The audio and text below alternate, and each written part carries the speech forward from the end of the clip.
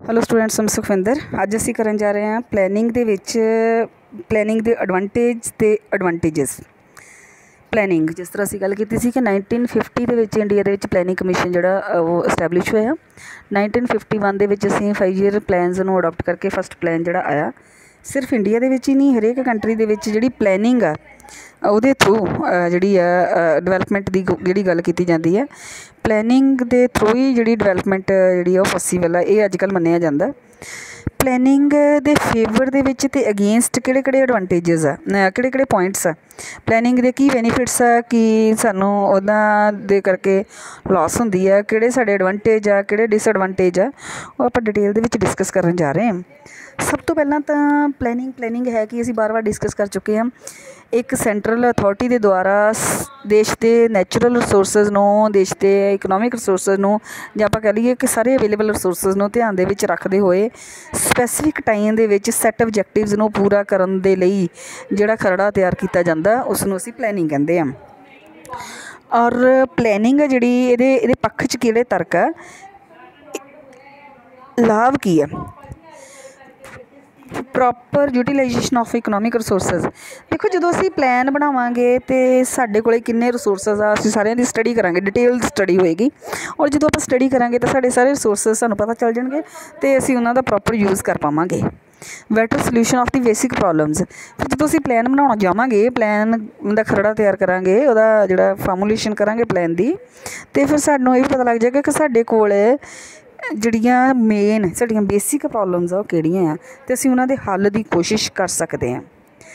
ਲੈਸ ਸਾਈਕਲੀਕਲ ਫਲਕਚੁਏਸ਼ਨਸ। ਜਿਸ ਤਰ੍ਹਾਂ ਤੁਸੀਂ ਜਾਣਦੇ ਹੋ ਕਿ ਟਰੇਡ ਸਾਈਕਲਸ ਚੱਲਦੇ ਆ, ਕਦੀ ਤੇਜ਼ੀ ਆਉਂਦੀ ਹੈ, ਕਦੀ ਮੰਦੀ ਆਉਂਦੀ ਹੈ, ਮੀਨਸ ਕਦੀ ਬੂਮ ਆਉਂਦੀ ਹੈ, ਕਦੀ ਡਿਪਰੈਸ਼ਨ ਆਉਂਦੀ ਹੈ, ਫਿਰ ਰਿਸੈਸ਼ਨ ਦਾ ਪੀਰੀਅਡ ਵੀ ਹੁੰਦਾ, ਫਿਰ ਰਿਕਵਰੀ ਆਉਂਦੀ ਹੈ। ਮਤਲਬ ਬੂਮ, ਰਿਸੈਸ਼ਨ, ਡਿਪਰੈਸ਼ਨ, ਰਿਕਵਰੀ ਇਸ ਤਰ੍ਹਾਂ ਆਉਂਦਾ ਹੈ, ਅਤੇ ਇਹਨਾਂ ਨੂੰ ਕੰਟਰੋਲ ਕਰਨਾ ਸੌਖਾ ਹੋ ਜਾਂਦਾ। ਬੂਮ ਤਾਂ ਖੈਰ ਆਪਾਂ ਸਾਰੇ ਚਾਹੁੰਦੇ ਹੁੰਦੇ ਹਾਂ, ਪਰ ਉਸ ਤੋਂ ਬਾਅਦ ਡਿਪਰੈਸ਼ਨ ਤੋਂ ਆਪਾਂ ਬਚਣਾ ਚਾਹੁੰਦੇ ਹਾਂ, ਹਰੇਕ ਇਕੋਨਮੀ ਬਚਣਾ ਚਾਹੁੰਦੀ ਹੈ। ਅਤੇ ਇਹ ਡਿਪਰੈਸ਼ਨ ਤੋਂ ਅਸੀਂ ਜਦੋਂ ਪਲਾਨ ਦੇ ਥਰੂ ਜਿਹੜੀ ਡਿਵੈਲਪਮੈਂਟ ਦੀ ਪ੍ਰੋਸੈਸ ਸਟਾਰਟ ਕਰ ਲੈਂਦੇ ਹਾਂ ਅਤੇ ਫਿਰ ਉਸ ਤੋਂ ਬਚਿਆ ਜਾ ਸਕਦਾ। Production according to needs. ਫਿਰ ਉਹੀ ਗੱਲ ਕਿ ਜਦੋਂ ਅਸੀਂ ਪਲਾਨ ਕਰਾਂਗੇ ਅਤੇ ਸਾਨੂੰ ਸਾਰੇ ਰਿਸੋਰਸਿਸ ਦਾ ਪਤਾ ਚੱਲ ਜਾਏਗਾ, ਸਾਡੀਆਂ ਬੇਸਿਕ ਪ੍ਰੋਬਲਮਸ ਦਾ ਪਤਾ ਚੱਲ ਜਾਏਗਾ, ਅਤੇ ਸਾਡੀਆਂ ਬੇਸਿਕ ਨੀਡਸ ਦਾ ਪਤਾ ਚੱਲ ਜਾਏਗਾ, ਅਤੇ ਆਪਾਂ ਨੀਡਸ ਦੇ ਅਕੋਰਡਿੰਗ ਜਿਹੜੀ ਆ ਪ੍ਰੋਡਕਸ਼ਨ ਉਹ ਕਰ ਸਕਦੇ ਹਾਂ। ਸਾਨੂੰ ਪਤਾ ਚੱਲ ਜਾਏਗਾ ਕਿ ਕਿਹੜੇ ਪ੍ਰੋਡਕਟਸ ਲਾਈਕ ਅਸੀਂ ਬਹੁਤ ਜ਼ਿਆਦਾ ਇੰਪੋਰਟ ਕਰੀ ਜਾ ਰਹੇ ਹਾਂ, ਅਤੇ ਜੇ ਅਸੀਂ ਉਹਨਾਂ ਨੂੰ ਇੱਧਰ ਹੀ ਪ੍ਰੋਡਿਊਸ ਕਰ ਲਈਏ ਤਾਂ ਸਾਨੂੰ ਕਿੰਨਾ ਬੈਨੀਫਿਟ ਹੋਏਗਾ। ਜਾਂ ਸਾਨੂੰ ਇਹ ਪਤਾ ਚੱਲ ਜਾਏਗਾ ਕਿ ਜੇ ਆਪਾਂ ਵਾਰ ਇਨਵੈਸਟਮੈਂਟ ਕਰਨ ਲਈ ਕਹਿੰਦੇ ਪਏ ਹਾਂ ਤਾਂ ਬੇਸਿਕ ਇਨਫਰਾਸਟਰਕਚਰ 'ਤੇ ਜੇ ਆਪਾਂ ਖਰਚ ਕਰ ਦਈਏ ਤਾਂ ਸ਼ਾਇਦ ਇਨਵੈਸਟਮੈਂਟ ਦੇ ਵਿੱਚ ਵਾਧਾ ਹੋ ਜਾਏ। ਮੀਨਸ ਲੋੜਾਂ ਦੇ ਅਨੁਸਾਰ ਜਿਹੜੀ ਇਨਵੈਸਟਮੈਂਟ ਆ ਉਹ ਪੋਸੀਬਲ ਹੈ। Balanced economic development. ਨੈਕਸਟ ਇਹ ਹੈ ਕਿ ਸਾਡੇ ਲਾਈਕ ਇੰਡੀਆ ਦੇ ਬਹੁਤ ਸਾਰੀਆਂ ਸਟੇਟਸ ਦੇ ਵਿੱਚ ਵੰਡਿਆ ਹੋਇਆ, ਔਰ ਕੁਝ ਇੱਕ ਸਟੇਟਸ ਤਾਂ ਕੁਦਰਤੀ ਰੂਪ ਦੇ ਵਿੱਚ ਬਹੁਤ ਰਿਚ ਆ, ਅਤੇ ਕੁਝ ਇੱਕ ਸਟੇਟਸ ਜਿਹੜੀਆਂ ਉਹ ਪੂਅਰ ਹੈ। ਅਤੇ ਇਹ ਵੀ ਹੋਇਆ ਕਿ ਕੁਝ ਇੱਕ ਸਟੇਟਸ ਇੰਡੀਪੈਂਡੈਂਸ ਤੋਂ ਪਹਿਲਾਂ ਹੀ ਡਿਵੈਲਪ ਆ, ਅਤੇ ਕੁਝ ਇੱਕ ਸਟੇਟਸ ਜਿਹੜੀਆਂ ਉਹ ਬੈਕਵਰਡ ਰਹਿ ਗਈਆਂ। ਪਰ ਅਸੀਂ ਪਲੈਨਿੰਗ ਦੇ ਥਰੂ ਬੈਕਵਰਡ ਰਹਿ ਗਈਆਂ ਸਟੇਟਸ, ਬੈਕਵਰਡ ਰਹਿ ਗਏ ਏਰੀਆਜ਼ ਦੇ ਵੱਲ ਸਪੈਸ਼ਲ ਜਿਹੜੀ ਆ ਤਵੱਜੋ ਦੇ ਕੇ, ਧਿਆਨ ਦੇ ਕੇ ਉਹਨਾਂ ਦੀ ਡਿਵੈਲਪਮੈਂਟ ਜਿਹੜੀ ਕਰਕੇ ਬੈਲੈਂਸ ਜਿਹੜਾ ਲਿਆਉਣ ਦੀ ਕੋਸ਼ਿਸ਼ ਕਰ ਸਕਦੇ ਹਾਂ ਪਲੈਨਿੰਗ ਦੇ through. Right use and conservation of natural resources. ਕੁਦਰਤੀ ਸਾਧਨਾਂ ਦਾ ਉਚਿਤ ਪ੍ਰਯੋਗ।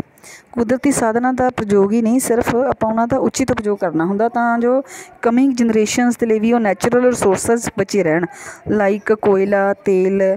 ਇਹ ਇਸ ਤਰ੍ਹਾਂ ਇਹਨਾਂ ਦਾ ਯੂਜ਼ ਹੋਣਾ ਚਾਹੀਦਾ ਕਿ ਇਹਨਾਂ ਦੀ ਵੇਸਟੇਜ ਨਾ ਹੋਵੇ, ਅਤੇ ਕਮਿੰਗ ਜਨਰੇਸ਼ਨਸ ਨੂੰ ਇਹਨਾਂ ਦੇ ਕਰਕੇ ਕੋਈ ਲੋਸ ਨਾ ਹੋਵੇ। ਅਤੇ ਪਲੈਨਿੰਗ ਦੇ ਥਰੂ ਅਸੀਂ ਇਹ ਸਾਰਾ ਕੁਛ ਕਰ ਸਕਦੇ ਹਾਂ।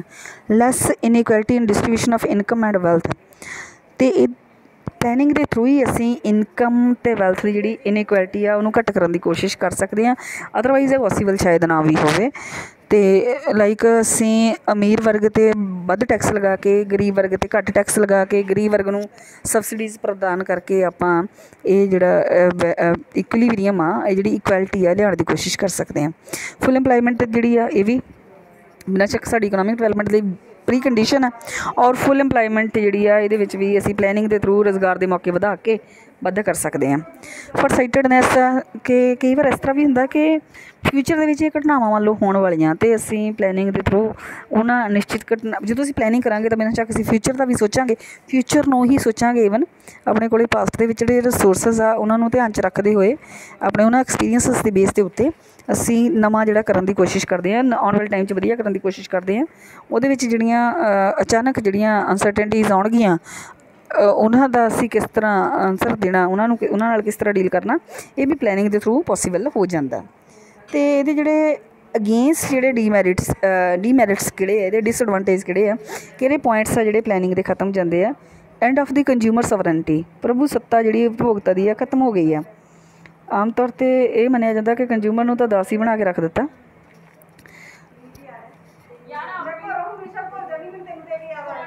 ਕਿ ਬੇਸ਼ੱਕ ਇਸ ਅਰਥ ਵਿਵਸਥਾ ਵਿੱਚ ਪਦਾਰਥਾਂ ਅਤੇ ਸੇਵਾਵਾਂ ਦਾ ਉਤਪਾਦਨ ਯੋਜਨਾ ਅਧਿਕਾਰੀ ਰਾਹੀਂ ਉਪਯੋਗਤਾਵਾਂ ਦੀਆਂ ਜ਼ਰੂਰਤਾਂ ਨੂੰ ਧਿਆਨ ਵਿੱਚ ਰੱਖ ਕੇ ਕੀਤਾ ਜਾਂਦਾ ਹੈ, ਫਿਰ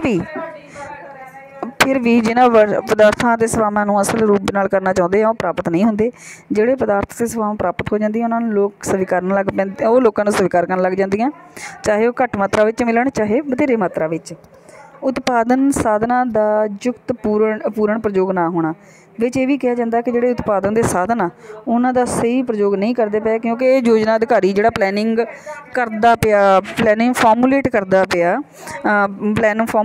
ਪਿਆ ਉਹਦੀ ਇੱਛਾ 'ਤੇ ਨਿਰਭਰ ਕਰਦਾ ਕਿ ਕਿੰਨਾ ਯੂਜ਼ ਹੋਏਗਾ। ਫਿਰ ਇਹ ਵੀ ਆ ਕਿ ਜਿਸ ਤਰ੍ਹਾਂ ਅਸੀਂ ਇੱਕ ਦਿਨ ਕੀਤੇ ਸੀ ਪ੍ਰੀ ਰਿਕੁਇਸਟਸ ਕਿਹੜੀਆਂ ਹੈਗੀਆਂ ਸਕਸੈਸਫੁਲ ਪਲੈਨਿੰਗ ਦੇ ਲਈ। ਉਹਦੇ ਲਈ ਸਭ ਤੋਂ ਪਹਿਲਾਂ ਸੀ ਕਿ ਸਟੈਟਿਸਟਿਕਸ ਜਿਹੜਾ ਡਾਟਾ ਹੈ ਉਹ ਤੁਹਾਡਾ ਜਿਹੜਾ ਰਿਲਾਏਬਲ ਹੋਣਾ ਚਾਹੀਦਾ। ਸਾਡੇ ਕੋਲ ਉਹ ਰਿਲਾਏਬਲ ਡਾਟਾ ਨਹੀਂ ਹੁੰਦਾ। ਡਿਫੀਕਲਟੀਜ਼ ਇਨ ਦੀ right implementation of the plan, ਫਿਰ ਇਹ ਵੀ ਹੈ ਕਿ ਪਲਾਨ ਜਦੋਂ ਫਾਰਮੂਲੇਟ ਹੋ ਜਾਂਦਾ ਤਾਂ ਉਹਨੂੰ ਇੰਪਲੀਮੈਂਟ ਕਰਨਾ ਹੁੰਦਾ, ਜਿਹੜਾ ਹਮੇਸ਼ਾ ਨਹੀਂ ਕੀਤਾ ਜਾਂਦਾ, ਸਹੀ ਤਰ੍ਹਾਂ ਨਾਲ ਨਹੀਂ ਹੁੰਦਾ, ਅਤੇ ਫਰੀਡਮ ਦੀ ਕਮੀ ਪਾਈ ਜਾਂਦੀ ਹੈ। ਅਤੇ ਕੇਂਦਰੀ ਆਰਥਿਕ ਨਿਯੋਜਨ ਨਿਸ਼ਚਿਤ ਰੂਪ ਨਾਲ ਰਾਜਨੀਤਿਕ ਤਾਨਾਸ਼ਾਹੀ ਆ, ਇਹ ਕਿਹਾ ਪ੍ਰੋਫੈਸਰ ਹਾਈਕ ਨੇ। ਖੇਤੀ ਖੇਤਰ ਦੇ ਨਿਯੋਜਨ ਵਿੱਚ ਕਠਿਨਾਈਆਂ, ਫਿਰ ਇਹ ਵੀ ਹੈ ਕਿ ਜਦੋਂ ਪਲੈਨਿੰਗ ਦੀ ਗੱਲ ਕਰਦੇ ਹਾਂ ਆਪਾਂ, ਐਗਰੀਕਲਚਰ ਸੈਕਟਰ ਦੀ ਪਲੈਨਿੰਗ ਆ ਜਿਹੜੀ ਉਹ ਬਹੁਤ ਔਖੀ ਹੋ ਜਾਂਦੀ ਹੈ, ਕਿਉਂਕਿ ਐਗਰੀਕਲਚਰ ਕਈ ਵਾਰ ਬਹੁਤੀ ਵਾਰ ਈਵਨ ਕੁਦਰਤ ਨੈਚੁਰਲ ਜਿਹੜੇ ਫੈਕਟਰਸ ਆ ਉਹਨਾਂ 'ਤੇ ਬਹੁਤ ਜ਼ਿਆਦਾ ਡਿਪੈਂਡ ਕਰਦਾ। ਫਿਰ ਜਦੋਂ ਤੁਸੀਂ ਪਲੈਨਿੰਗ ਕਰਦੇ ਹੋ ਤਾਂ ਤੁਹਾਨੂੰ ਇਨੀਸ਼ੀਏਟਿਵਸ ਕਿਸੇ ਨੂੰ ਲੈਣੇ ਪੈਂਦੇ ਆ, ਉਹ ਇਨੀਸ਼ੀਏਟਿਵਸ ਦੀ ਕਮੀ ਪਾਈ ਜਾਂਦੀ ਆ। ਕੀਮਤ ਅਤੇ ਮਜ਼ਦੂਰੀ ਵਿੱਚ ਤਾਲਮੇਲ ਦੀ ਕਮੀ ਪਾਈ ਜਾਂਦੀ ਹੈ। ਜਦੋਂ ਮਜ਼ਦੂਰੀ ਵਧਦੀ ਹੈ ਤਾਂ ਕੀਮਤਾਂ ਵੱਧ ਜਾਂਦੀਆਂ, ਅਤੇ ਵਧੀ ਹੋਈ ਮਜ਼ਦੂਰੀ ਦਾ ਕੋਈ ਫਾਇਦਾ ਨਹੀਂ ਰਹਿ ਜਾਂਦਾ। ਜਿਹੜੀ ਸਾਡੀ ਅਸਲ ਮਜ਼ਦੂਰੀ ਆ ਉਹਦੇ ਵਿੱਚ ਕਮੀ ਹੋ ਜਾਂਦੀ ਹੈ। ਅਤੇ ਰਿਜਡ ਇਕੋਨਮੀ, ਇਹ ਅਰਥ ਵਿਵਸਥਾ ਵਿੱਚ ਇੱਕ ਕਠੋਰ ਅਰਥ ਵਿਵਸਥਾ ਹੁੰਦੀ ਹੈ ਜਿਸ ਵਿੱਚ ਪਰਿਵਰਤਨ ਆਸਾਨੀ ਨਾਲ ਨਹੀਂ ਲਿਆਇਆ ਜਾ ਸਕਦਾ। ਜਿਹੜੀ ਇੱਕ ਇਕੋਨਮੀ ਦੀ ਸਿਸਟਮ ਜਿਹੜਾ ਸੈਟਅਪ ਹੋ ਗਿਆ ਉਹਦੇ ਵਿੱਚ ਆਸਾਨੀ ਨਾਲ ਚੇਂਜ ਨਹੀਂ ਹੋ ਸਕਦਾ, ਬਹੁਤ ਔਖਾ ਆ। ਇਹ ਸੀ ਪਲੈਨਿੰਗ ਦੇ ਅਗੇਂਸਟ ਜਿਹੜੇ ਆਰਗੂਮੈਂਟਸ ਜਾਂਦੇ ਆ, ਡਿਸਐਡਵਾਂਟੇਜ ਆ ਜਿਹੜੇ ਪਲੈਨਿੰਗ ਦੇ। ਇਹ ਡਿਸਐਡਵਾਂਟੇਜ ਤਾਂ ਕੁਛ ਇਸ ਤਰ੍ਹਾਂ ਦੇ ਡਿਸਐਡਵਾਂਟੇਜ, ਜਿਸ ਤਰ੍ਹਾਂ ਆਪਾਂ ਦੇਖਿਆ ਕਿ ਜੇ ਆਪਣੇ ਕੋਲ ਰਾਈਟ ਸਟੈਟਿਸਟਿਕਸ ਅਵੇਲੇਬਲ ਹੋ ਜਾਣ, ਜੇ ਸਾਡੇ ਕੋਲ ਇਨੀਸ਼ੀਏਟਿਵ ਲੈਣ ਵਾਲੇ ਅਧਿਕਾਰੀ ਆ ਜਾਣ, ਅਤੇ ਸਾਡੀ ਜਿਹੜੀ ਪਲੈਨਿੰਗ ਦੇ ਜਿਹੜੇ ਕਮੀਆਂ ਇਹ ਦੂਰ ਹੋ ਸਕਦੀਆਂ। ਅਤੇ ਇਹਨਾਂ ਨੂੰ ਦੂਰ ਕਰਕੇ ਬਿਨਾਂ ਸ਼ੱਕ ਅਸੀਂ ਪਲੈਨਿੰਗ ਦੇ ਜੇ ਓਬਜੈਕਟਿਵਸ ਨੂੰ ਅਚੀਵ ਕਰ ਲਈਏ, ਜੇ ਅਸੀਂ ਪਲੈਨਿੰਗ ਦੇ ਐਡਵਾਂਟੇਜ ਆ ਜਿਹੜੇ ਸਾਨੂੰ ਉਹ ਪ੍ਰਾਪਤ ਹੋ ਜਾਣ, ਅਤੇ ਬਿਨਾਂ ਸ਼ੱਕ ਸਾਡੀ ਜਿਹੜੀ ਇਕਨੋਮਿਕ ਡਿਵੈਲਪਮੈਂਟ ਆ ਉਹ ਪੋਸੀਬਲ ਆ ਅਤੇ ਸੌਖੀ ਹੋ ਜਾਏਗੀ, ਅਤੇ ਲੋਕਾਂ ਦੇ ਸਟੈਂਡਰਡ ਆਫ ਲਿਵਿੰਗ ਦੇ ਵਿੱਚ ਜਿਹੜੀ ਇੰਪਰੂਵਮੈਂਟ ਆ ਉਹ ਪੋਸੀਬਲ ਹੋ ਜਾਏਗੀ। Thank you.